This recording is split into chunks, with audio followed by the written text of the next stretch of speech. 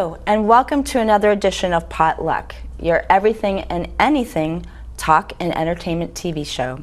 My name is Laura Hartman, and I am your host.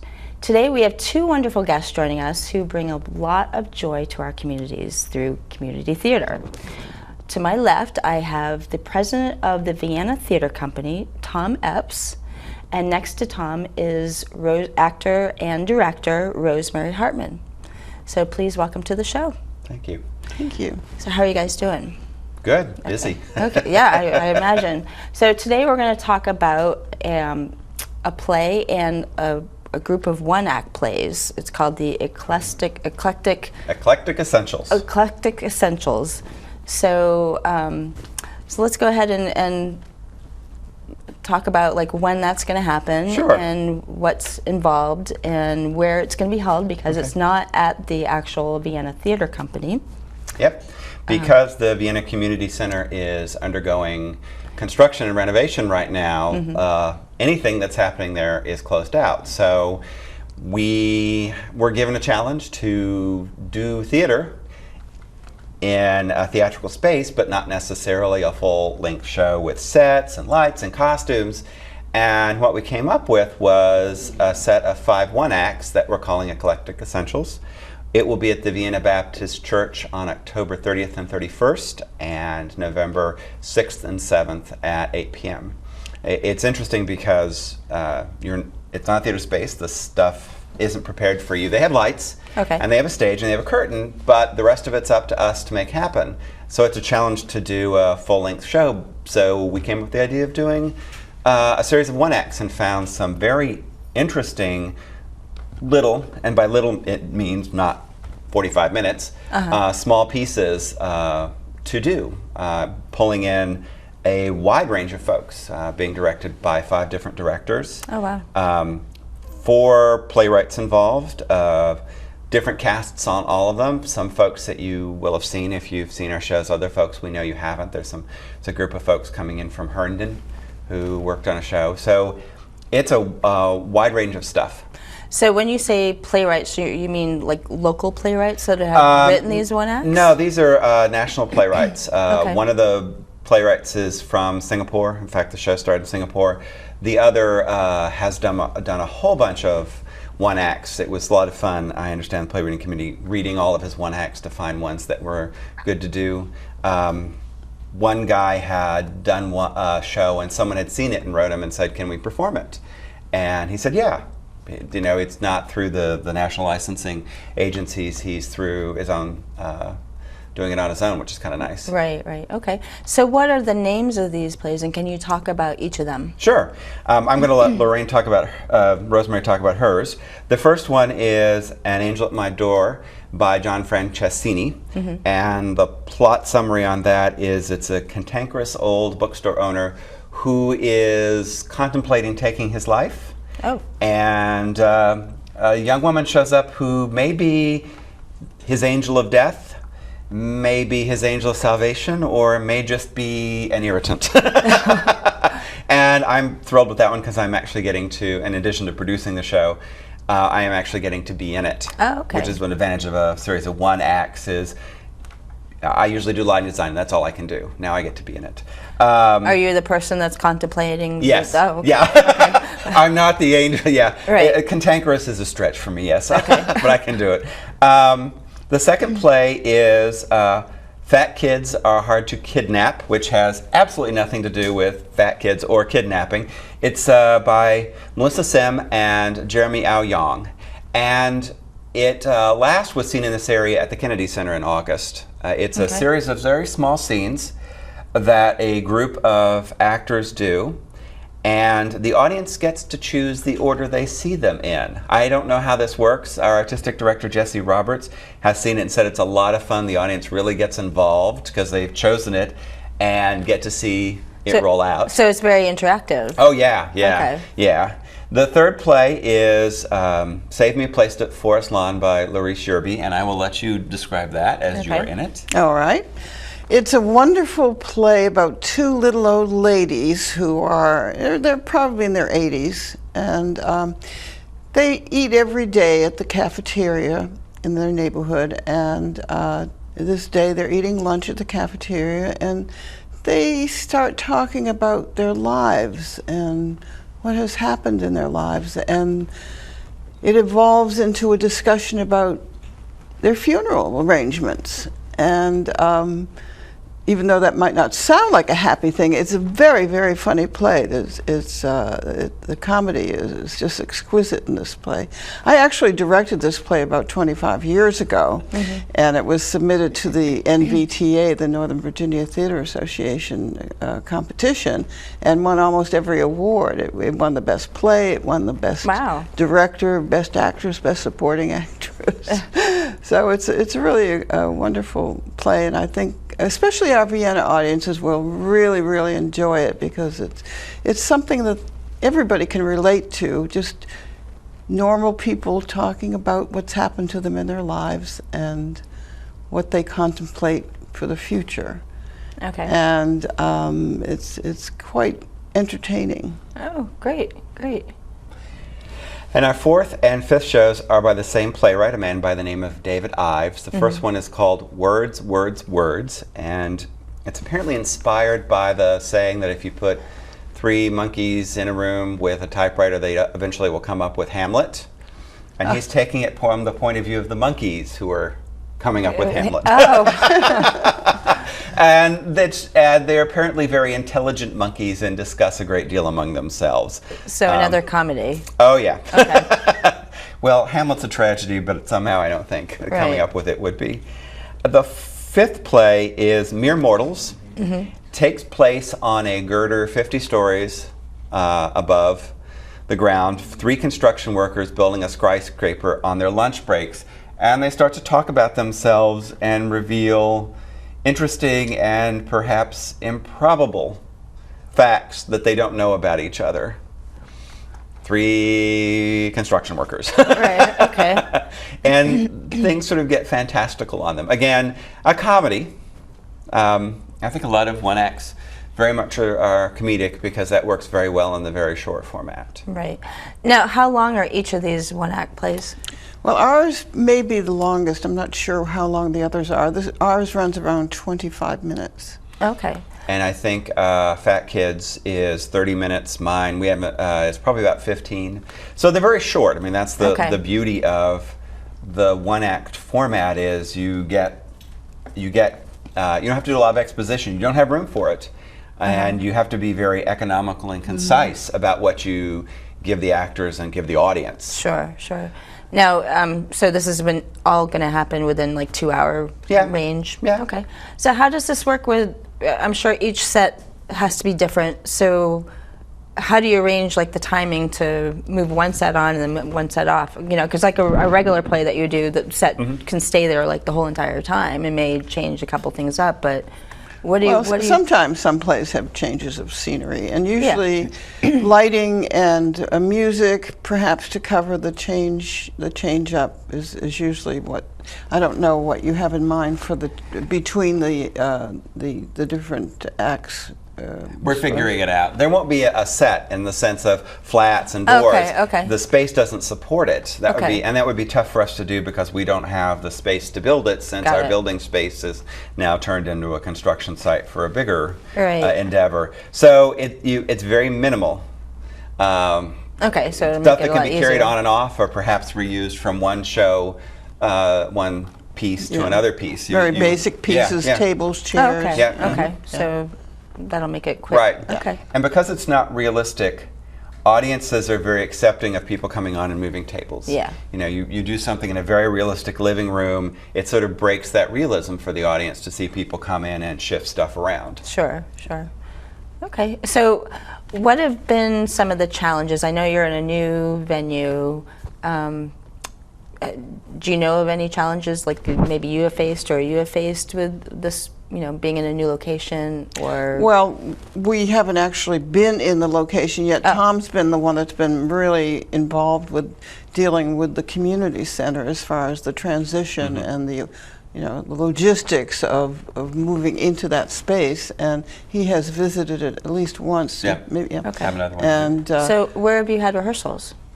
There's a challenge. That is a That's a big challenge. That is a Because I challenge. know you've had rehearsals. Yes. Well, we're rehearsing our show at the director's house. Okay. She has a wonderful room in her house that's kind of like a big rehearsal room with lights and sound and everything. Right. And she and her husband are very much involved in theater, and so it's a very nice place to be able to rehearse because there is space. Right. And so that's where we rehearse. I don't know where the other plays are. We all have to figure that out. Okay. People are rehearsing in living rooms. I believe some folks are using some of the public, the community rooms at the libraries Oh, wow. or the government centers to do a rehearsal. Luckily, it's a small bit of time. It isn't like today we're going to work on scene 1 of Act 1. It's a 10-minute play, so you can get it in maybe 3 or 4 times in a rehearsal period or explore bits and pieces. Right. But that was a big challenge. Where are we going to rehearse? Right. No, in the library of all places. Yeah, community room. You have to be quiet. Most of the community rooms at the library are separate from Okay, the reading room space. And you, when you're working in a place like that, because I've done other things there, you're careful not to be loud. or anything. You know, they're community rooms at the government centers that people. We've let folks know are available. Sure. I think people are just making do, and that's a big challenge. Okay. You mentioned another one, and normally we would go into the space a week before we open. We can't because the week before we open is actually a Sunday, and Vienna Baptist is very busy on that right. day. Yes, yes. And they have other things going on. The Vienna Baptist Church is also being used by Vienna Parks and Recreation for other of the offerings that are at the community center, like I believe some of the exercise classes are taking place there. Okay. So this is very much very basic theater. You're going to walk in and know your words and know where you're supposed to be, because you don't get a lot of opportunity to practice in the space. Luckily, you don't have a lot of props. You don't have a lot of scenery you have to deal with. You know, much of rehearsal time is like the door doesn't open fast enough, or how do we get this costume change happening? That we've been freed from that challenge and given other challenges. It is very freeing, actually. Yeah. And so you can concentrate more on the words and the acting, really, you know. And I think audiences are very forgiving about that kind of thing. Especially they know we're in a new space, and you know, if the acting's good enough, which I presume it will be. I know ours will be, but don't know about the rest. But the audience sort of tunes out all that other stuff. You don't really need it. I mean, what's important is the words, the play itself, and the people that are doing it. Okay. And that's what takes the focus of the audience. And we can live without that other stuff. Yeah. And the one-act format really lends itself to a playwright writing for an audience. Sure. With just the actors and the words. You know you don't have a lot of time to build a backstory, to build red herrings. For example, think of a murder mystery or farce. You really have to focus on what's happening up there with those people. And even when one acts happen in theaters, fully fledged theaters, mostly they do a very open set, because you know, this place has to be a restaurant and the next place has to be in front of pyramids. So you just can't do a lot that's realistic. You're relying on the audience to fill it in, which they do very nicely. Oh, very good. Very good. So who are the people that are involved? I take it that all the one acts have been casted, and everybody's in process of rehearsing. Well, our show is just 2 women, myself and Adriana Hardy, who is a well-known actress and director in the area. I'm sure many people have seen her on stage or know of her work, because she does a lot of directing. She's very involved in opera also, but she does a lot of theater directing, and is a wonderful actress, and we're really enjoying ourselves. We're really having fun with this show. Oh, good. Yeah. Good. Adrienne is the director of the show I'm in. Again, because it's a small piece of time to work, you can do more than one thing, whereas when both Rosemary and Adrienne have directed for us at Vienna, that's what they get to do. They don't get to be in it. They don't get to work elsewhere. Sure. It's the thing you are doing for this 2 or 3 month time period. So that's what's fun. And the person who's working with me has appeared in a Vienna, the angel or irritant, whichever the audience will choose to interpret it, appeared last in Willy Wonka. And the Chocolate Factory is Mike TV. And that's kind of unusual. And that's one of the things I like about a one-act format, is it is able to shuffle stuff around, where you can have 2 women at the end of their life talking, and then the next piece you get someone she's a senior in high school, and I'm very close to being a senior, so Right. in a situation, and because it's small and contained, you can do something that you don't have to establish a familial relationship or a narrative. That you walk in and this is what it is. Okay. The other shows have generally been cast with folks who've worked with Vienna before, or the directors know. Okay. Because a very short rehearsal time, and very, very short commitment. So you want to work with people. And I think a lot of the folks of us who are working on it are really nice, because it isn't, now I'm going to commit myself for 8 weeks. Right, right. So how are people finding out about these one acts and the location where it's at? I know there's a website for the Vienna Theatre Company. We're going to be, this is one venue, trying to reach out to folks. We will be reaching out to our audience, letting them know it's different, because we need to tell them the next 2 years are not going to be like anything they've ever had before. Right. Our fall show, our spring show will be in a different space and will be a very different format because of that space. The emails and cast and crew members are always a big source of an audience. I was always surprised when I've been in other Vienna shows, my picture would show up in the town newsletter, and people I would work who lived with me said, "Oh, I saw you in the newsletter." I'm like, well, that tells me that publicity works. Right. Yeah. And that people read the newsletter. Yeah, it's very nice that the town of Vienna, which kind of sponsors VTC, will include in their regular newsletter the whatever's going on in terms of theater at the moment. Right, right. So they do that, and it's a nice thing that they do. And sometimes there's a banner across Maple Avenue that advertises the plays. Right in front of the library. Yep. Yeah. That's So nice. it's getting the word of mouth out there. Okay. And of course, shows like this. Yeah. Publicity for any form of theater is always an interesting thing. Sure. Now, there are members of the Vienna Theatre Company, right? People that are there.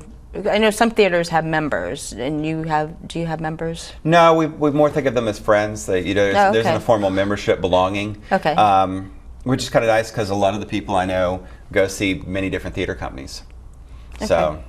Oh, nice. Okay. There is a core group that generally works pretty much steadily with VTC, but there's no membership fee as some other theaters have. Okay. Yeah. No, people that always go see the plays and support the community. And there is audience that is loyal to VTC. Yeah. So I would assume that something will be on the website soon. Yep. Okay, and the website, I'll repeat this at the end, but is viennatheatrecompany.org? Okay. Easy, it's not VTC. No. Apparently VTC.org was taken when we went to do it. Okay. So let's go ahead and talk about the play that you're going to be doing in January. I will be directing a play called Master Class by Terrence McNally. And it is the story of Maria Callas. After she had concluded her singing career, she taught classes at Juilliard for maybe 2 years. And the play is a snapshot of one day when she's teaching students. There are 3 opera students, and they do sing operatic arias in the play. And there's a very comedic accompanist called Manny, who has some dialogue back and forth with Maria.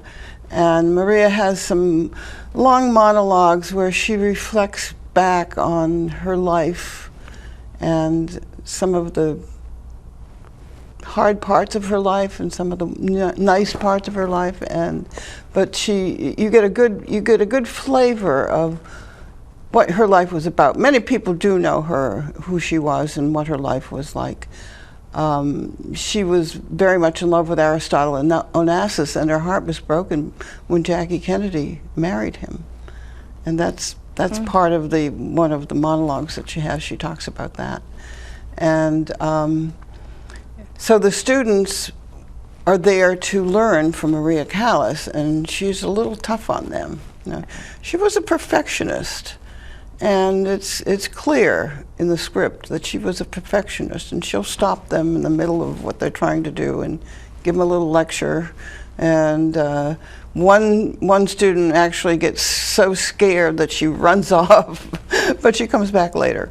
And so we have a variety of different things going on in the play. We have this wonderful woman who has had such an incredible background in opera, and she's very dedicated to her work, and she's very dedicated to teaching these students. And so we will be having auditions for that next month at the Reston rehearsal space, actually, in Reston. In October? In October. October 19th, the candidates for the Maria Callas role will be seen only on that date. Well, they'll come back, callbacks as well, but that date, October 19th, is dedicated only to the applicants for Maria Callas. Okay. And then the 20th will be for the opera students. Okay. And what age range are they? The opera students are mid-20s to 30. Okay. Yeah, and they need to look that way. I mean, Okay. if someone is 19 but they look 25, you know, that shouldn't preclude them from auditioning, or vice versa. If someone's older than 30 and they look younger, like you, then you know they're certainly welcome to audition. But they will need to be trained opera singers. Okay. Who can handle some very difficult arias. Okay. Yeah. And there are, in this area, luckily we have a very good area for the arts. I was quite amazed. As far as opera and theater and music and so forth. Well, I was surprised at how many opera companies there are around. When I started researching, you know, to reach out to all the opera companies to see if they had students that would be interested in auditioning. And there's probably 9 or 10 different small opera companies in the area. Wow. Which is fascinating. I had no idea. Huh. Maybe something for Vienna Theatre Company to look into. I know they had a singing group for a while. I don't know if they still have that, but plus, of course, there are the universities as well, and some of them, George Mason and the University of Maryland, each have an opera department where they train students in opera. So you should have no problem casting. Cross your fingers. Crossing my fingers. Okay, well, that's something to look forward to. So you're prepping with that, and then plus doing rehearsals for. Right. Okay. Yeah. All right. So when will Vienna Theatre be back to normal, or to the new and improved Vienna Theatre Company? The community center has been told that the construction will be done in January 2017. Oh, I thought it was just a year. No. It's at least 15 months. It's maybe impressive. Longer, yeah, maybe. It's impressive. They're building wow. a running track, and right now, when you come in, it's sort of this little corner down by the trail. The trail now moves to another side. Parking lot's reconfigured. They're putting in a new front. The community center will look different from Cedar. Is it Cedar? Park. Okay. Will look different from Park. A lot of glass, very open looking, and they're doing some reconfiguring of the inside where the offices go. Right.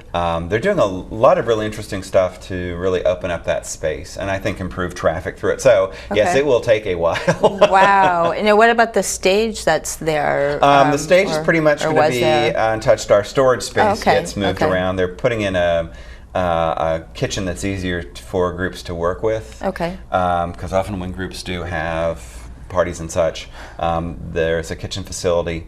They have some things on the drawing board that they'll be doing in the facility, but it'll be in the theater facility, but it'll be a lot of infrastructure stuff. Okay. So what that means for us at VTC is we know where we're performing for our next show. We will only probably do 2 shows a year for the next 2 years. And we know where we're going to be in April, which is the Flame Room, which is the room above the Volunteer Fire Department.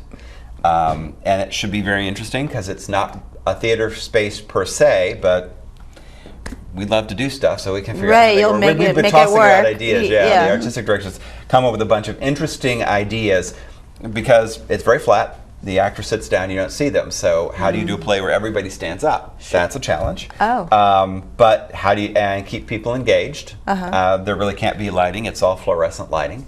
But it should be interesting because, again, it won't be like anything we've done anywhere in the recent past. I can't imagine it's going to be like anything we're going to do once we're back in the stage, because a theater doesn't allow for that kind of audience interaction.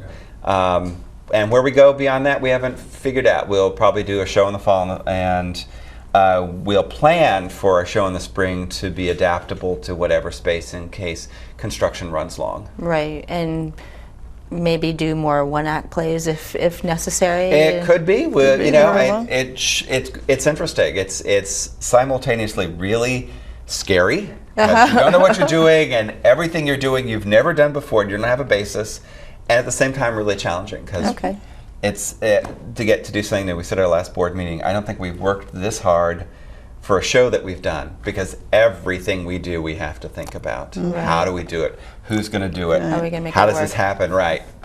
Did we forget a detail? Okay.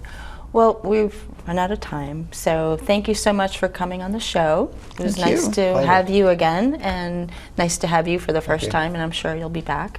And thank you for joining us. If you're just coming on now, make sure you go onto the web to www.potluck-online.org, and we will see you next time. All right.